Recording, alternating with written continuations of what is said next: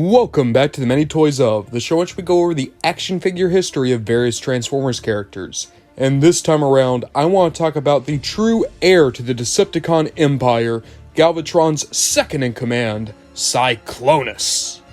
Before we get started, a big thank you to Pooltastic, Super Snake FM, Lesbian Cacodemon, Reptosaurus King 8494, Will the Snake Dude, Feeling Kinda Gray, That One Kiwi, Cat and Catfish 8457, Arthur 850, Shuby1, The Bulbasaur Guy 5563, and an especially big thank you to Will Jazz SM.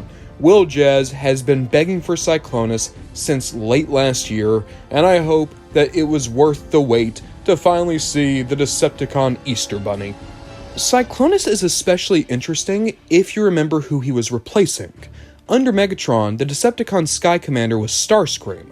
Starscream was cowardly, treacherous, a brilliant speaker, but a poor tactician, a genius, but lacking in common sense.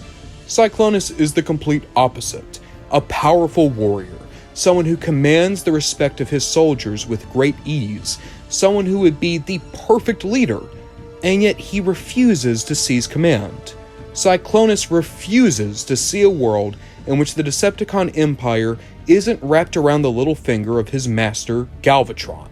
And Galvatron does not treat Cyclonus well. He beats and berates Cyclonus at every given opportunity, and yet Cyclonus goes with it. His loyalty knows no bounds. It's tragic in this way. You could see that the Decepticons could do better under Cyclonus, and perhaps there's even some way they could become an honorable organization. But it is that unyielding fealty to Galvatron that ensures that they stay in the Dark Ages. And Cyclonus, someone who is so equipped to lead them to a golden age, refuses to take destiny by the reins. Is it because he's scared? Is it because he's short-sighted or small-minded? Maybe at this point you need to consider the parts that build up his sum. He is not one bot. He is the remains of two bots, Skywarp and Bombshell. From Bombshell, he became brilliant, but Bombshell was also dependent on his other two Insecticons. The trio were inseparable. Bombshell couldn't operate by himself. Skywarp, meanwhile, was powerful, fast, and loyal to Megatron. It was Skywarp's powers, Bombshell's intelligence, and both of their needs to be in a unit, be that under Megatron or with their Insecticon brothers, that led to Cyclonus needing this companionship.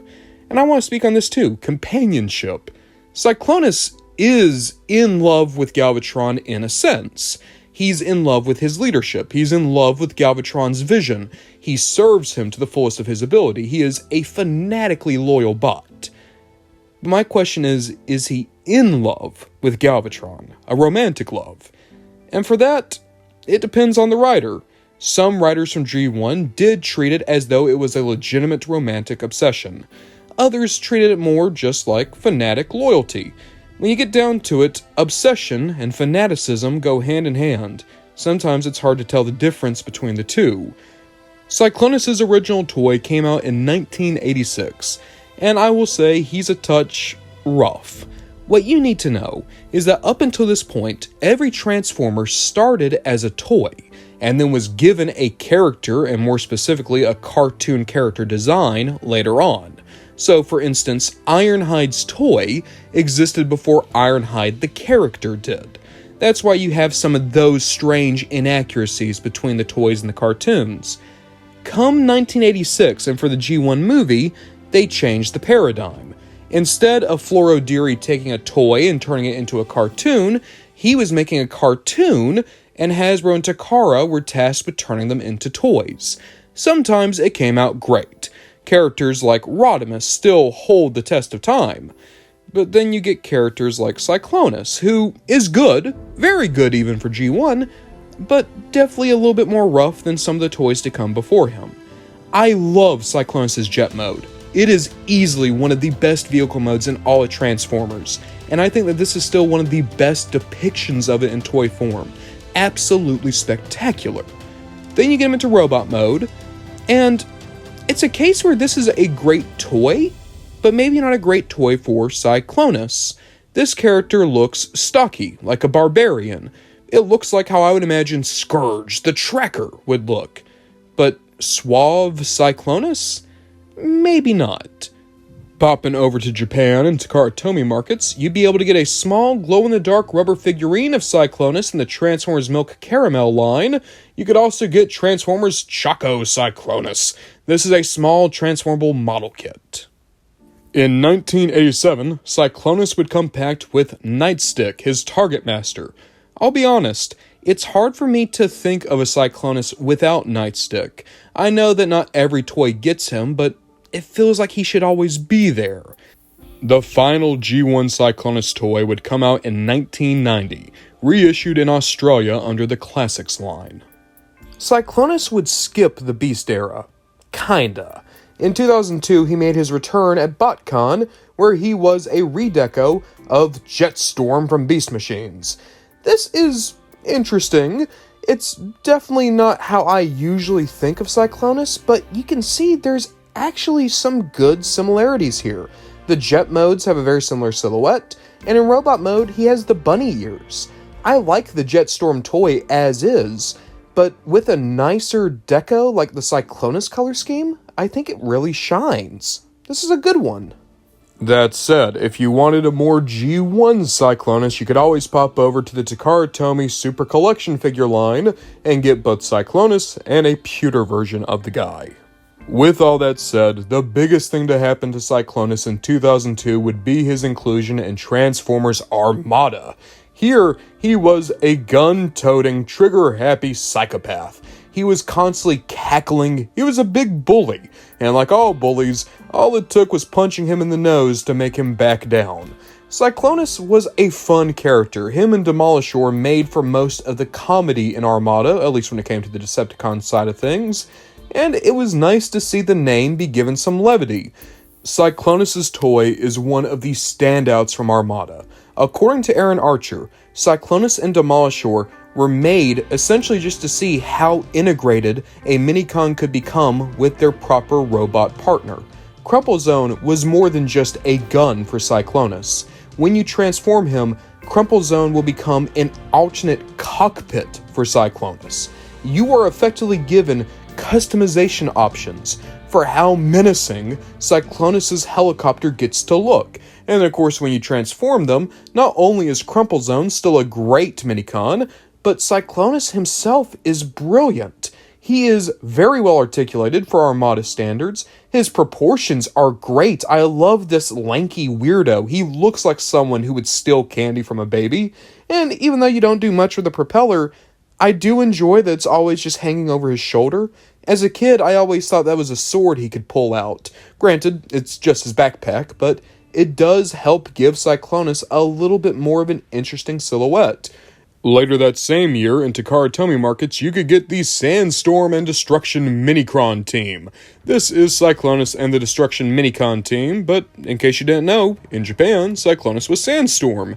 And this is one of those funny times where I think both names are good, but the US name is better. Going into 2003, Cyclonus would only get more love. You could get the Power Link Cyclonus with Crumple Zone. This would give him a green redeco. You would also be able to get the Power Link Cyclonus with Power Link's Crumple Zone. This was the same toy put out by Toys R Us, but he would have an extra Minicon. Usually it would be Iceberg, but you could also get Ransack or Dune Runner. Built to Rule Cyclonus is a little bit rough though. The funny thing is, he's actually one of the better built-to-rules. Take that for what you will. To be honest with everyone, I love the McDonald's Happy Meal Cyclonus. I think he looks great for what he is. Going back over to Japan, there was the Super Collection figure Armada Cyclonus, as well as the pewter version. Keep in mind that in Japan, these guys are Sandstorm, and I think they both look great. Alongside them, if you're more of a G1 person, the only version of G1 Cyclonus in 2003 would be the US release of the Super Collection, also known as the Heroes of Cybertron Cyclonus. In 2004, Cyclonus would return in Transformers Energon. Initially, he was in his original body, just now sporting a much more muted color scheme. However, after failing Galvatron one too many times, he was reformed into Snowcat, a more powerful body, and, he can ski now. Cyclonus' original Energon toy is just the Armada boy again, this time in darker colors. Even though I prefer the more bright, bombast colors of the original, this is still good. I would take it. It's a great toy, and for some people, you might prefer the more realistic tones. That said, there's nothing realistic about Snowcat. He's actually based off a G.I. Joe vehicle, which is kinda cool, and I do think it's funny that this robot can ski.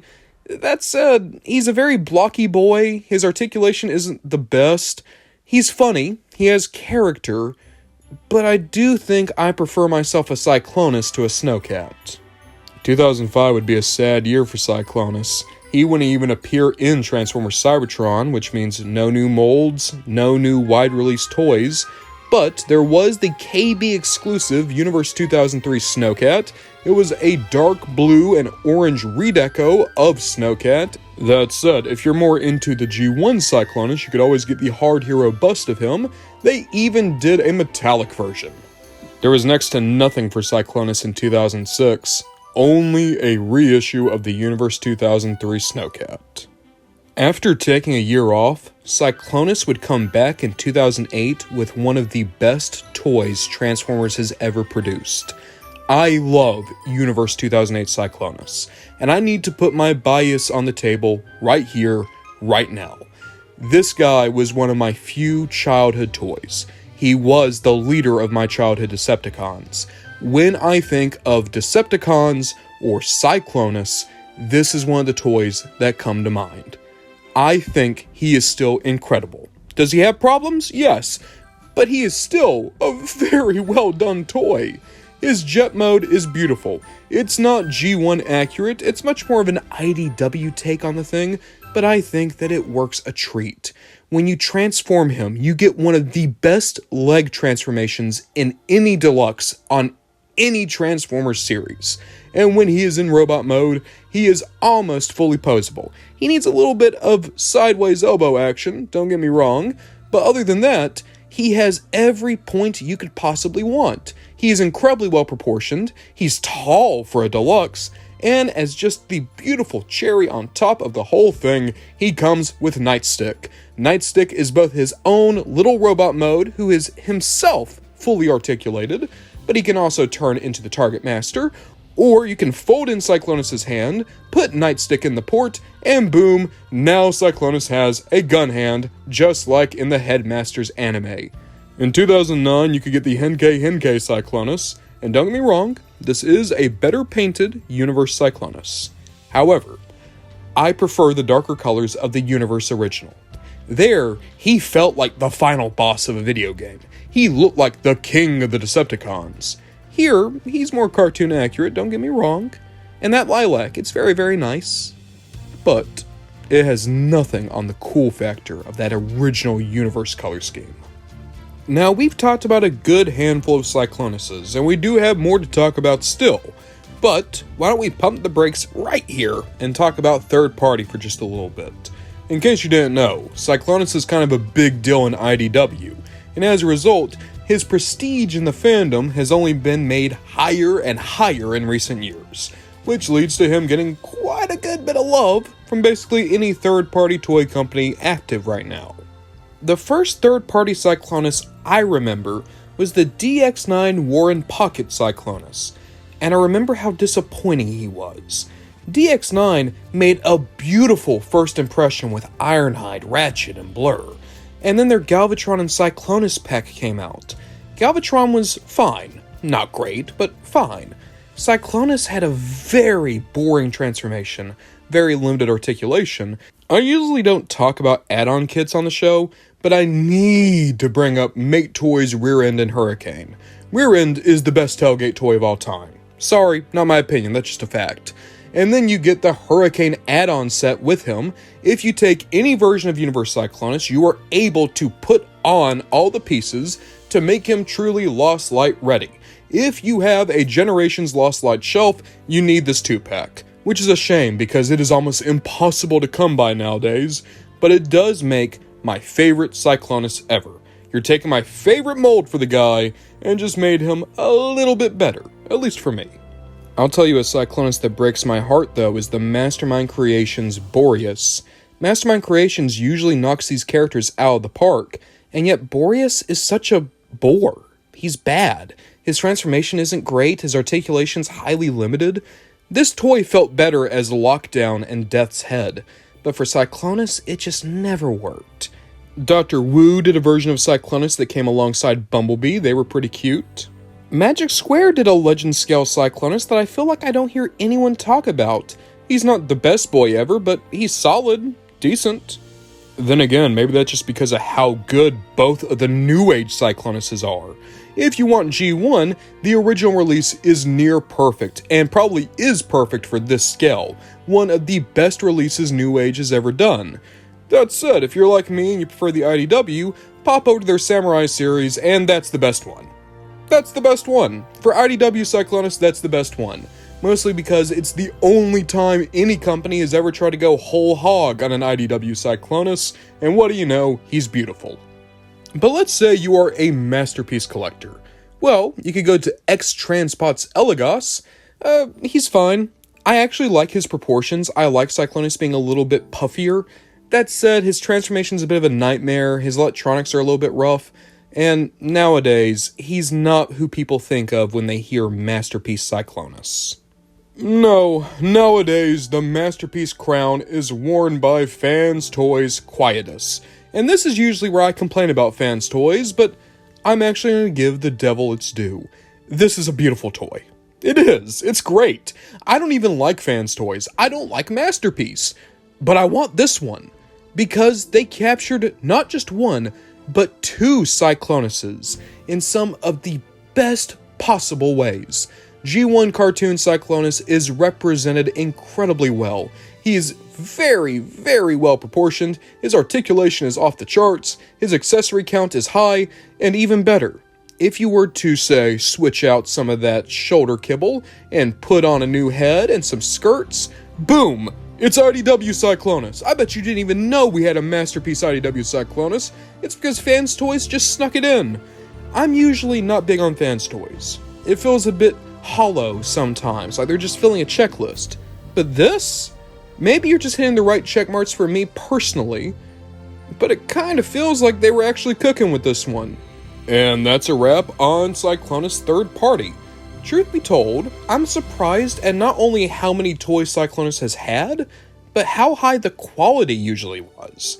Yes, he had some stinkers in there, but the vast majority of the time, he's been treated very well by these other companies.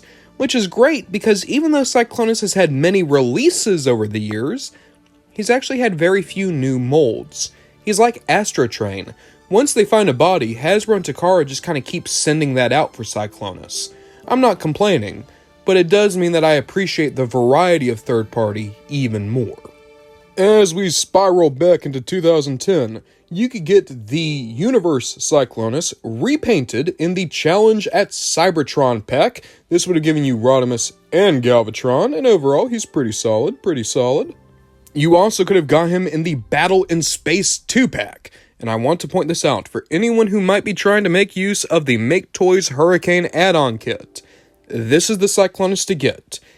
To bring 2010 to a close, you could get Universe Cyclonus yet again as Shattered Glass Cyclonus. And I dig this. Are you kidding me? It's Cyclonus in Rodimus colors. Of course it looks good. Jesus Christ, look but don't touch in 2011. We got the United Decepticon set that gave us a translucent Cyclonus. Jesus Christ, of course that guy is known to break. 2014 would give us the Creon Microchanger Cyclonus. He actually had a variant in a lighter purple, and both of them are perfectly fine. 2015 would be an odd one. For one, you could get the Tiny Titan Cyclonus, and he's fine. A very unique Cyclonus was the Combiner Wars Cyclonus. Here, he is actually supposed to be a Cyclonus that's been possessed by Galvatron. You of course have his jet mode, and he's the main robot mode. But when he combines, he becomes Galvatronus, who is actually supposed to be Marvel Galvatron. Because things are very weird, and I could do a whole video about the strange timelines that go into the creation of Galvatronus, you should know that he is a universal, a multiversal collection of people who have beef with Optimus Prime, including Armada Thrust and a dead roller. Cyclonus was just roped into this, and boy do I feel bad, because no one deserves to be roped into this. But he's a good toy. People don't like him because he's a bit too boxy, but he has one of my favorite jet modes of any Cyclonus, and he is serviceable. Besides, he was a Voyager-sized Cyclonus. What do you have to complain about? Okay, I'm a nerd, so I find this one interesting, but in 2016, you could get the Platinum Edition Armada of Cyclonus 3-pack. It would have given you a Cyclonus, a Scourge, and the Sweeps. And as you can see, all three of them are supposed to be reformatted, so they have a little bit of translucent plastic with them. But this is what I think is fascinating. In the Transformers movie, you of course have Unicron say, "Scourge, the Tracker, and his huntsman, the Sweeps." And then it pops over to Cyclonus, and he's like, "Cyclonus, the warrior, and his Armada." But there is no Armada. You never see the Armada come back. But you do see Scourge and the Sweeps pop up behind him. So that is obviously because it's an animation error. Scourge and Cyclonus both were supposed to have their own interchangeable army, but eventually they decided that only Scourge got the Sweeps, so Cyclonus is his own guy. I love this recontextualization to say that Scourge and the Sweeps are the Armada of Cyclonus. It makes sense. Scourge answers to Cyclonus as is, so why not just say that the Huntsmen are also Cyclonus' Armada, with Scourge as Cyclonus' right-hand man? I'm a dork. I like how we are fixing the plot hole. Oh yeah, Unite Warriors Grand Galvatron also came out. I'll do a video on that thing. It's a freak. In 2017, Cyclonus would make his grand return to television, appearing as one of the final villains in the Robots in Disguise cartoon. I've not seen the cartoon, so I don't really know what his role is, and the parts that I do know are super spoiler heavy, so just know he's there. And I would like to watch the cartoon because I've heard things that make it sound like Cyclonus is super cool, but I don't know for sure. What I do know for sure is that he was given a Cyberverse toy, and it looks pretty solid. He was also part of a team combiner, Galvatronus, and even though Galvatronus is a little bit rough, I actually like the Cyclonus component. He's very simple, but again, for what he is, he seems like a cool little toy. And I like his boys. Cyberwarp, Riot Gear, Tread Shock, and Skyjack are all A+ terrible names, and I want more goons named that. After his experimental period, in 2020, Cyclonus became his own boy again, breaking away from combiners and giving us the War for Cybertron Kingdom Voyager class. And this is the best one. This is the best one. I'm sorry, this is the best Cyclonus. For Hasbro Generation Scale, no one's touching him. He's not my favorite Cyclonus, but he is the best one. I mean, you look at him, his jet mode, gorgeous, no complaints. He transforms, and that transformation is beautiful, a masterclass. Robot mode, exactly like what we saw in the cartoon. They even found a way to make his shoulders fully articulated, something that I thought would be impossible. This is such a beautifully engineered toy, a masterclass in how to make these characters work in 3 dimensions. If you are not a Generations collector, I get it, I understand, but I'm telling you, go and get Black Arachnia, Tarantulas, and Cyclonus. They will show you how good Kingdom was. 2022 is what I would call a maintenance year for Cyclonus. It was just getting him back out there in some fun ways. For one, you could get the Behold, Galvatron, Unicron Companion Pack. Basically, these are just tiny minifigures that are supposed to go with the HasLab Unicron. Say hello to Tiny Cyclonus. But the one I really love is you got the Generations Selects Cyclonus and Nightstick. Finally, the boy is back with his papa, and this is a toy-accurate Cyclonus, which means that he's closer to the Universe 2008 color scheme, and I want this guy. God, I want this guy. In 2023, Super 7 said hello with the Reaction Cyclonus. This is a 3 3/4 inch 5 POA figure, and he is, if nothing else, accurate to the line art. That brings us to our current year of 2025, where we have the Funko Pop Cyclonus. And look, I'm not trying to kick a guy while he's down. Couldn't the eyes have been red? And that's it. You want to know what I like most about Cyclonus? He's an anachronism. He is paradoxical. He shouldn't live in the world he finds himself in, and yet he makes do. That goes for every version of the guy. In Armada, he was still goofy when everyone else became serious around Unicron. In G1, he should have been Decepticon leader. He was in the position to poison Galvatron, and the other Decepticons would have gone along with it. And yet he remained loyal. And then finally there's IDW. And I'll be honest, I love IDW Cyclonus. He's just an old man. He's seen the world he was born in change. It's not the same anymore. He got on the Lost Light because Cybertron wasn't home anymore. He didn't recognize it. And that's also why I love his relationship with Tailgate. I feel like a lot of people don't realize this. Tailgate isn't a child. Tailgate is older than Cyclonus. He actually remembers things that Cyclonus can't. But they are both fish out of the water. They don't know the world. And because of that, you have Tailgate who wants to experience everything new, and Cyclonus who's scared of the new. You're seeing these two old men slowly try to come to grips with this brave new world. And sometimes it's good, sometimes it's bad. Sometimes it's right to be cynical, and other times it's right to be optimistic. You can't close yourself off from a changing world, but you also need to be mindful of what's going on around you. Not everything new is good. At the same time, not everything old is bad. You gotta find the mixture, the thing that makes you happy, the thing that makes life sensible. And that's what you saw Cyclonus do. And he did it because he was in love with Tailgate. Tailgate brought the best out of him. And in turn, Cyclonus brought the best out of Tailgate. Were they always perfect for each other? No. The reality is that when opposites attract, there's always going to be times where they clash. Sometimes it's as simple as an argument or a misunderstanding. Other times it's a case where Cyclonus can't sleep, or Tailgate just can't fathom living with Cyclonus. There's always going to be those moments where when you accept someone into your life, there will be growing pains. And they will be painful. They'll hurt. But if the two of you are meant to be together, and if life plays out in just the right way, then sometimes it can be okay in the end. It'll be hard, it'll be painful, there'll be more than a few words said and a few tears shed, but there is a happy ending somewhere, even for a grumpy old man like Cyclonus. But guys, I'll ask you, which was your favorite Cyclonus? And is there a Cyclonus you're trying to track down right now? Next week is going to be RC. She is going to see off our Pride Month reviews of the many toys of. And alongside that, I'm on Patreon now. $1 will allow you to get access to my server, Moonbase1, on Discord. $5 will allow you to see videos early and download videos directly from me. And then finally, $10 will make you a producer. You will show up in every single video I make from now on, and you can also make direct video requests. Thank you guys so much for watching. I hope that the wait for Cyclonus was worth it, because I know that people have been begging for him for a long time at this point. But thank you so much for watching, and we'll see what we get up to next time.